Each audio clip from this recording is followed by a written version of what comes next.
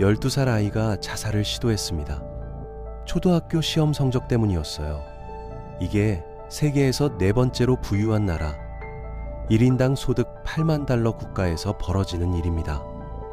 거리엔 쓰레기 하나 없고 범죄는 거의 없으며 정부는 깨끗합니다. 완벽해 보이죠? 하지만 그 이면에는 충격적인 진실이 숨어 있어요. 이 나라 사람들은 세계에서 가장 불행합니다. 왜 돈이 넘쳐나는데 사람들은 고통받을까요? 왜 시스템은 완벽한데 삶은 지옥일까요? 오늘 그 답을 찾아보겠습니다. 싱가포르, 성공이 만든 재앙의 이야기입니다. 1965년 여름, 한 남자가 카메라 앞에서 눈물을 흘렸어요. 리컨이었습니다. 싱가포르 초대 총리. 우리가 원한 미래가 아니었다고 울먹였죠. 싱가포르는 독립하고 싶지 않았어요. 말레이시아 연방에 속해 있고 싶었죠. 하지만 쫓겨났습니다. 인종 갈등 때문에 중국계 주민이 많다는 이유로 강제로 홀로 서기를 해야 했어요. 상황은 최악이었습니다. 땅, 서울시 크기, 자원, 전물, 물, 말레이시아에서 사와야 했죠. 식량, 전부 수입, 인구 200만 명인데 대부분 가난했어요. 10명 중 7명이 빈곤선 아래였고 절반은 글을 못 읽었습니다. 3분의 1은 판자촌에서 살았어요. 일자리도 없었고 미래도 없었습니다. 누가 봐도 이 나라는 망할 운명이었어요. 하지만 리컨유는 달랐습니다. 그는 한 가지를 믿었어요. 우리에겐 사람이 있다.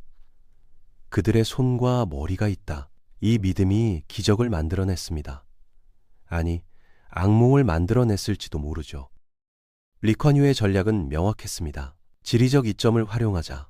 싱가포르는 동서양을 잇는 해상 요충지였어요. 영국이 식민지 시절부터 항구로 쓰던 곳이었죠.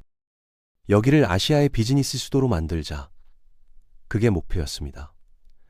그래서 외국 기업들을 유치했어요. 어떻게? 미친 듯한 혜택으로요.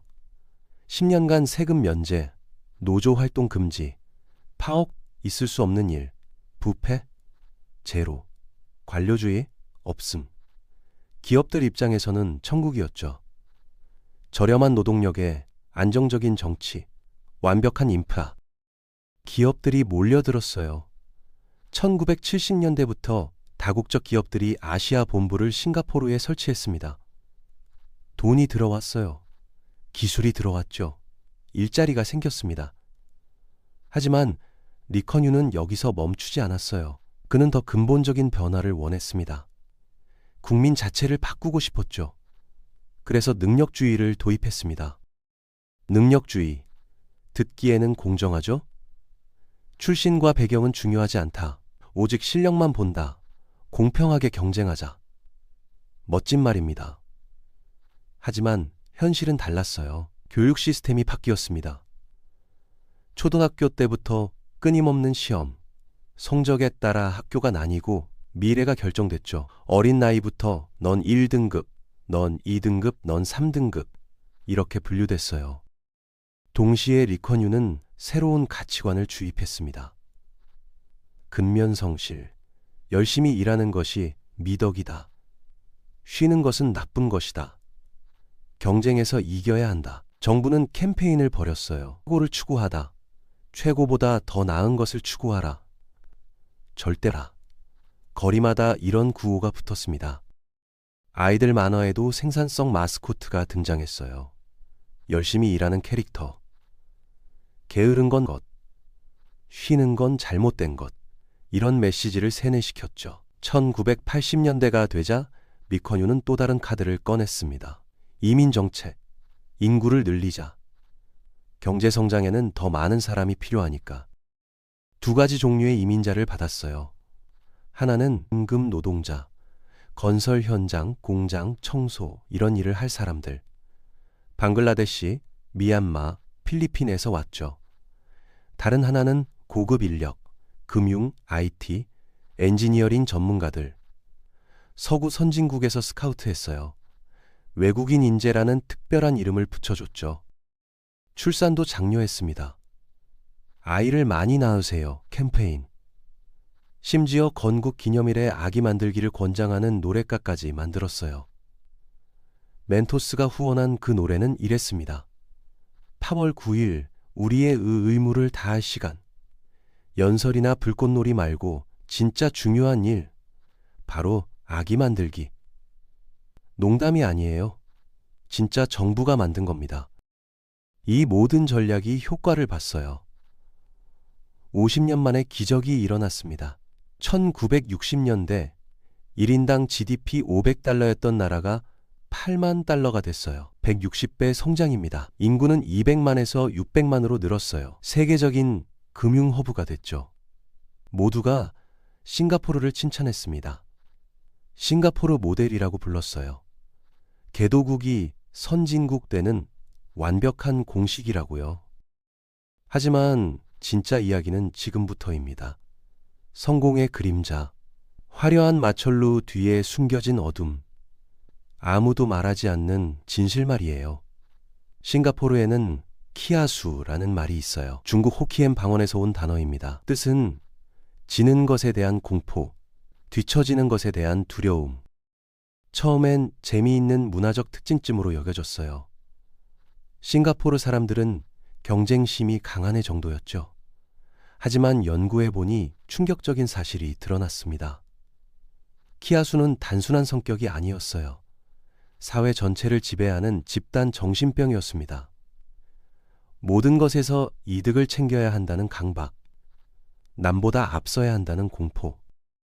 생각해보세요. 60년간 이 나라는 무엇을 들어왔나요? 우리는 작고 약하다.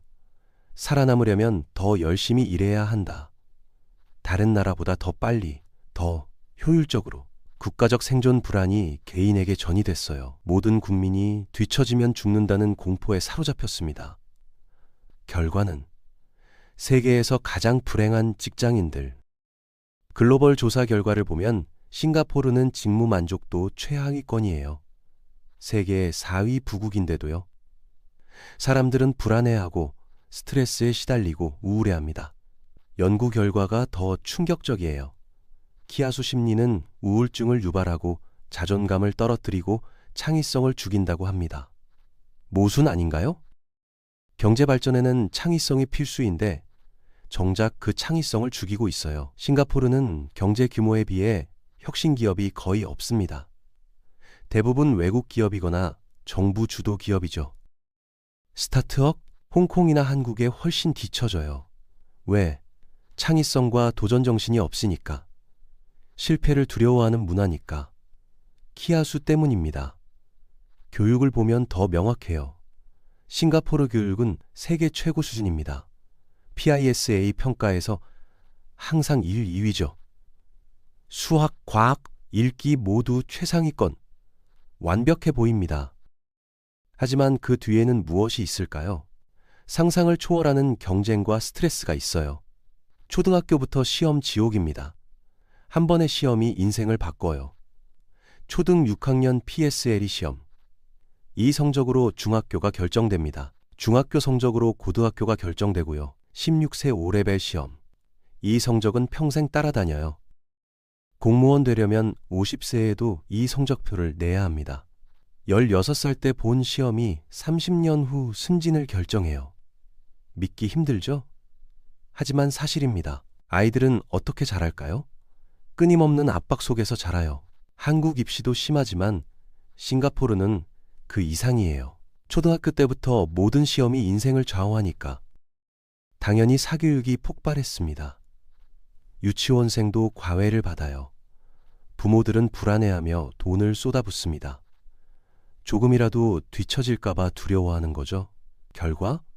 싱가포르 학생들은 세계에서 가장 스트레스 받는 학생들입니다. 어릴 때부터 실패하면 안 된다는 압박에 시달려요. 12살에 자살을 생각합니다. 성인이 돼도 나아지지 않아요. 높은 연봉? 그만큼 비싼 생활비. 특히 집이 문제예요. 싱가포르의 가장 큰 모순이 바로 주택입니다. 과거에는 모범 사례였어요. 정부가 공공주택을 대량 건설했죠. 모든 가정이 집을 가질 수 있게 HDB 플랫이라고 불러요. 하지만 지금은 완전히 바뀌었습니다. 민간주택? 서민은 꿈도 못 꿔요. 너무 비싸서. 그럼 HDB는? 여기도 함정이 있어요. HDB는 소유가 아니에요. 9년 임대입니다. 돈 주고 사지만 9년 후엔 정부에 돌려줘야 해요. 실질적으로는 빌리는 거죠. 더 큰 문제는 공급 부족이에요. 신청하면 5년 이상 기다려야 합니다. 그 사이는 중고 HDB를 사야 하는데 가격이 폭등했어요. 결국 저렴해야 할 공공주택도 더 이상 저렴하지 않습니다. 젊은 부부들은 결혼해도 집이 없어요. 몇 년간 부모님 집에서 살아야 해요. 아이? 낳고 싶어도 집이 없는데 어떻게 낳나요?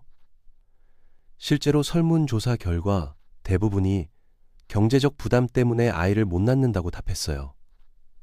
집값, 교육비, 생활비, 아이 하나도 버거운데 정부는 아기 만들기를 외쳐요.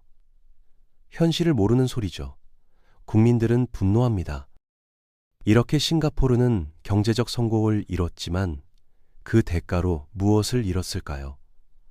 국민의 행복, 정신건강, 창의성, 미래세대, 모든 것을 희생했어요. 키아수 문화는 행복을 갉아먹고 경쟁교육은 창의성을 죽이고 높은 생활비는 가정을 파괴합니다. 그런데 더 큰 문제가 있어요. 이 모든 것이 싱가포르 모델 자체를 위협하기 시작했다는 겁니다. 가장 심각한 위기는 인구 문제예요. 충격적인 숫자를 보여드릴게요. 싱가포르 합계 출산율 1.04명, 세계 최저 수준입니다. 일본보다 낮아요. 인구 유지에 필요한 2.1명의 절반도 안 돼요. 왜 문제일까요? 싱가포르의 성장 모델을 기억하세요. 리컨유가 말했죠. 우리의 유일한 자원은 사람이다. 사람이 많아야 경제가 성장해요. 그런데 사람이 줄어들면 경제도 멈춥니다. 일할 사람은 줄고 부양할 노인은 늘어나요. 재앙이죠. 정부도 알아요. 그래서 1980년대부터 출산 장려 정책을 펼쳤습니다. 현금 지급, 세금 혜택, 육아 휴직, 할 수 있는 모든 것을 했어요. 심지어 정부 기관이 미혼 남녀 소개팅을 주선합니다. 정부가 연애까지 관여하는 거예요. 그런데도 출산율은 계속 떨어져요. 왜? 구조적 문제 때문이에요. 극도로 경쟁적인 사회에서 아이를 키우는 건 엄청난 부담입니다. 교육비의 월급의 절반이 나가요. 사교육은 필수고 명문학교 보내려면 더 많은 돈이 필요해요. 심리적 부담도 커요. 키아수 부모들은 아이가 뒤처질까봐 불안해합니다. 젊은 세대는 솔직해요. 이런 지옥 같은 사회에 아이를 낳고 싶지 않다. 자신들이 겪은 고통을 자식에게 물려주고 싶지 않다는 거죠. 교육 지옥, 취업 경쟁, 생활비 부담. 이걸 다음 세대에게도 겪게 하고 싶지 않아요. 아이러니하죠? 성공을 위해 만든 시스템이 성공을 불가능하게 만들어요. 경제 성장을 위한 경쟁 사회가 경제 성장에 필요한 인구 증가를 막습니다. 싱가포르는 스스로를 파괴하고 있어요. 그럼 해결책은 이민입니다. 자국민이 아이를 안 낳으니 외국인을 받아들이는 거죠. 실제로 인구 증가는 거의 전적으로 이민에 의존해요. 매년 수만 명이 싱가포르로 옵니다. 이들이 없었다면 싱가포르 인구는 이미 감소했을 거예요. 이민자는 두 종류로 나뉩니다. 저임금 노동자들, 건설, 제조, 서비스업에서 일해요. 방글라데시, 인도, 미얀마, 필리핀에서 옵니다. 그리고 고급 인력, 외국인 인재라고 불려요. 서구 선진국이나 중국, 인도의 고학력자들이죠. 정부 입장에선 완벽한 해결책 같아요. 부족한 노동력은 저임금 이민으로, 지식 인력은 고임금 이민으로 채우는 거죠. 자국민이 아이를 안 낳아도 경제는 계속 성장할 수 있어요. 하지만 새로운 문제가 생깁니다. 갈등이에요. 저임금 이민자들은 어떻게 살까요? 대부분 시민권을 못 받아요. 낮은 임금으로 위험한 일을 하면서도 권리는 없습니다. 기숙사에 10명 이상이 한 방에서 살아요. 코로나 때 이 문제가 드러났죠. 외국인 노동자 기숙사에서 집단 감염이 발생했고 그제야 열악한 환경이 알려졌어요. 더 복잡한 건 고급 인력과의 갈등입니다. 외국인 인재들은 우대받으며 와요. 금융, IT, 엔지니어링 같은 고소득 직종에서 일하고 때로 싱가포르 시민보다 높은 연봉을 받아요. 문제는 이들이 싱가포르 시민과 같은 일자리를 놓고 경쟁한다는 거예요. 젊은 싱가포르 대졸자들은 불만이 높아요.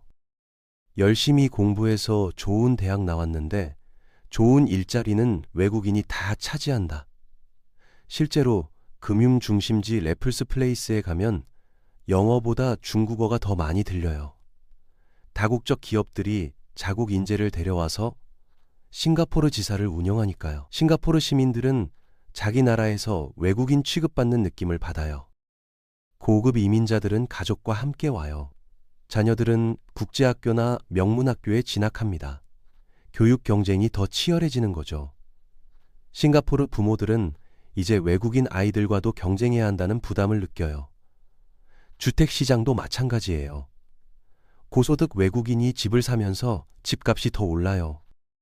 우리 땅에서 우리가 집을 못 산다는 불만이 나옵니다. 문화적 갈등도 있어요. 싱가포르는 다인종 국가지만 중국계, 말레이계, 인도계가 오랜 시간 형성한 균형이 있었어요.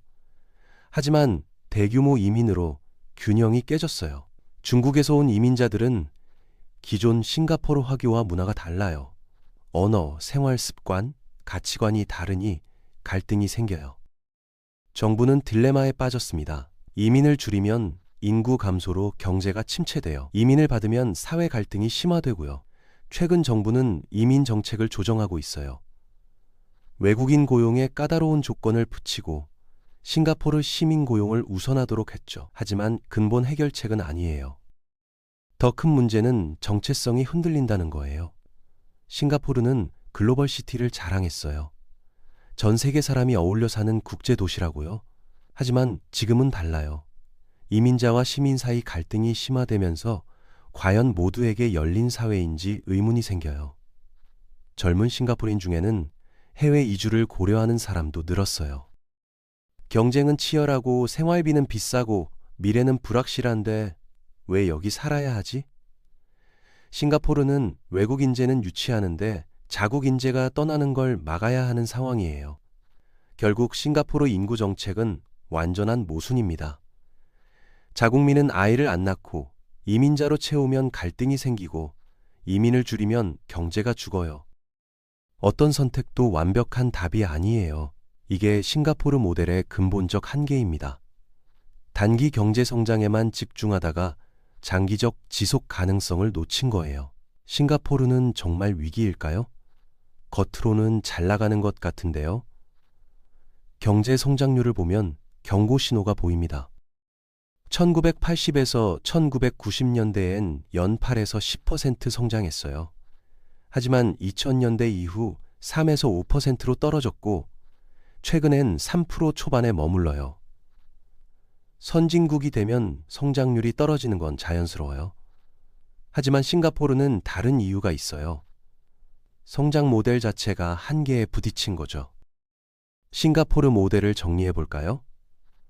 외국 투자 유치, 인구 증가, 생산성 향상. 이 세 가지가 핵심이었어요. 그런데 모두 문제가 생겼습니다. 외국 투자부터 봅시다. 1970에 80년대엔 싱가포르가 거의 유일한 선택지였어요. 안정적인 정치, 효율적인 행정, 숙련된 노동력, 다른 곳엔 없었죠. 하지만 지금은요? 중국, 베트남, 인도, 태국, 아시아 전역에 대안이 생겼어요.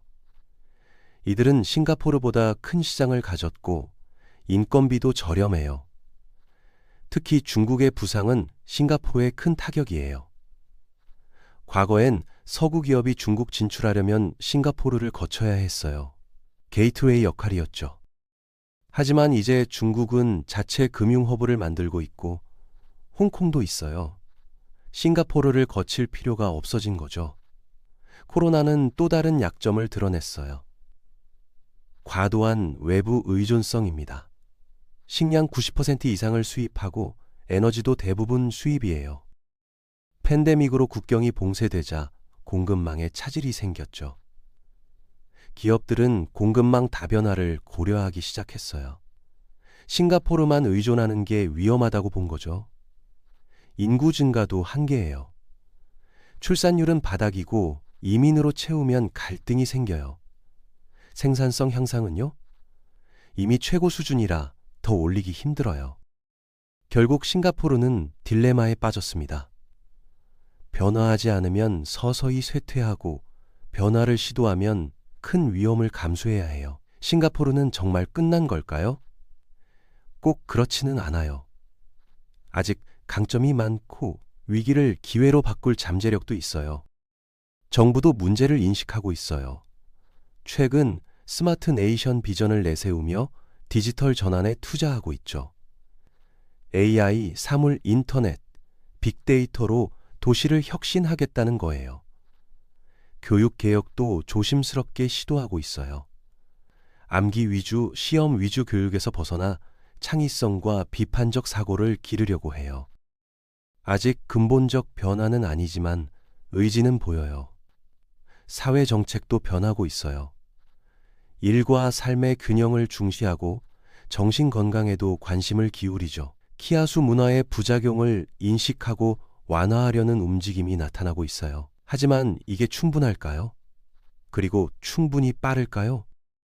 구조적 문제는 단기간에 해결 안 돼요. 교육제도 바꾸려면 한 세대는 걸리고 사회 문화 바꾸는 건 더 오래 걸려요. 하지만 경제적, 사회적 압박은 점점 커지고 있어요. 여기서 우리는 싱가포르에서 중요한 교훈을 얻을 수 있어요. 첫째, 경제 성장만으로는 부족하다는 거예요. 싱가포르는 경제적으로 대성공했지만 사회적 웰빙, 개인의 행복, 창의성은 희생했어요. 진정한 발전은 경제와 사회, 개인의 삶이 모두 조화롭게 발전하는 거예요. 둘째, 교육의 중요성입니다. 싱가포르 교육은 높은 성취도를 보이지만 창의성을 억압하고 스트레스를 증가시켜요. 미래 사회엔 지식 주입이 아니라 사고 능력, 창조 능력, 협력 능력을 기르는 교육이 필요해요. 셋째, 다양성과 포용성이에요. 싱가포르는 다인종 사회를 표방하지만 능력 중심주의로 획일화를 추구했어요. 진정한 혁신은 다양한 관점이 만날 때 일어나요. 실패를 용인하고 다른 생각을 존중하는 문화가 필요해요. 넷째, 장기적 관점입니다. 싱가포르는 단기 경제 성과에 집중하다 장기 사회 지속 가능성을 간과했어요. 저출산, 고령화, 사회 갈등은 모두 단기 성과 추구의 부작용이에요. 마지막으로 가장 중요한 교훈, 발전의 목적입니다. 발전은 수단이지 목적이 아니에요. 발전의 궁극적 목적은 사람들이 더 행복하고 의미 있는 삶을 사는 거예요. 하지만 싱가포르는 발전 자체가 목적이 되어버렸고 사람들의 행복은 뒷전으로 밀렸어요. 이 교훈은 싱가포르만의 문제가 아니에요. 전 세계 많은 나라가 비슷한 딜레마에 직면했어요. 특히 한국처럼 급속한 경제 발전을 이룬 나라들은 싱가포르와 유사한 문제를 겪어요. 한국도 교육열이 과도하고 경쟁이 치열하며 저출산에 시달려요. 경제 성장은 이렇지만 행복지수는 낮고 창의성보다 암기 위주 교육이 지배적이에요. 싱가포르 경험은 우리에게 시사하는 바가 커요. 대안은 뭘까요? 성장 패러다임을 바꿔야 해요. 양적 성장에서 질적 성장으로, 물질적 풍요에서 정신적 풍요로, 개인 성취에서 공동체 웰빙으로 관점을 전환해야 해요. 교육도 바뀌어야 해요. 정답 찾는 교육이 아니라 질문 만드는 교육, 경쟁하는 교육이 아니라 협력하는 교육, 평가하는 교육이 아니라 성장하는 교육으로요. 사회 시스템도 재설계가 필요해요. 일과 삶의 균형, 실패에 대한 관용, 다양성 존중. 이런 가치가 제도와 문화에 뿌리내려야 해요. 무엇보다 중요한 건 인식 변화예요. 성공의 정의, 행복의 이해, 공동체 책임감. 이게 바뀌어야 진정한 변화가 가능해요. 싱가포르 이야기는 아직 끝나지 않았어요. 위기는 기회이기도 하고 문제는 변화의 출발점이기도 해요. 중요한 건 이 위기를 어떻게 인식하고 대응하느냐예요. 싱가포르가 지금까지 보여준 적응력과 실용주의를 고려하면 이 위기도 극복할 가능성이 높아요. 하지만 그 과정에서 싱가포르는 근본적으로 다른 나라가 될 거예요. 과거 성공 공식을 버리고 새로운 발전 모델을 만들어야 하니까요. 그 새 모델이 어떤 모습일지는 아직 모르겠어요. 하지만 분명한 건 과거처럼 경제 성장만 추구하는 모델은 지속 불가능하다는 거예요. 경제와 사회, 개인과 공동체, 현재와 미래가 모두 조화를 이루는 새 모델이 필요해요. 싱가포르 경험은 전 세계에 중요한 메시지를 던져요. 성공한 모델도 영원할 수 없고 변화하는 세상에 맞춰 끊임없이 진화해야 한다는 거예요. 우리는 싱가포르에서 뭘 배울 건가요? 성공만 부러워할 건가요? 아니면 그 성공의 대가와 한계까지 함께 성찰할 건가요? 이 질문의 답은 우리 각자가 찾아야 해요. 하지만 분명한 건 진정한 발전은 숫자로만 측정될 수 없다는 것, 그리고 사람들의 행복과 웰빙이 모든 정책의 중심에 있어야 한다는 거예요. 싱가포르 화려한 마철루 뒤편에 숨겨진 이야기들이 우리에게 소중한 교훈을 남겨요. 이제 우리는 이 교훈을 어떻게 활용할지 결정해야 할 시간이에요. 60년간 기적적 성장 뒤에 찾아온 시련. 싱가포르는 과연 이 새로운 도전을 어떻게 극복할까요? 그리고 우리는 그들의 경험에서 어떤 지혜를 얻을 수 있을까요? 성공이란 무엇이고 발전이란 무엇이며 진정한 행복이란 무엇인가? 싱가포르가 우리에게 던지는 근본적인 질문입니다. 이 질문에 답하기 위해서는 먼저 우리 자신을 돌아봐야 해요. 우리는 어떤 사회를 원하나요? 경제적으로 풍요롭지만 정신적으로 황폐한 사회인가요? 아니면 물질적으로는 다소 부족해도 행복한 사회인가요? 싱가포르의 실험은 아직 진행 중이에요. 결과는 아직 나오지 않았죠. 하지만 지금까지의 과정을 보면 한 가지는 분명해요. 경제 성장과 인간의 행복은 반드시 비례하지 않는다는 것입니다. 우리는 선택의 기로에 서 있어요. 싱가포르처럼 경제를 우선할 것인가, 아니면 다른 길을 찾을 것인가? 이 선택이 우리 미래를 결정할 거예요. 그리고 그 선택의 결과는 다음 세대가 살아갈 세상을 만들 것입니다. 현명한 선택이 필요합니다.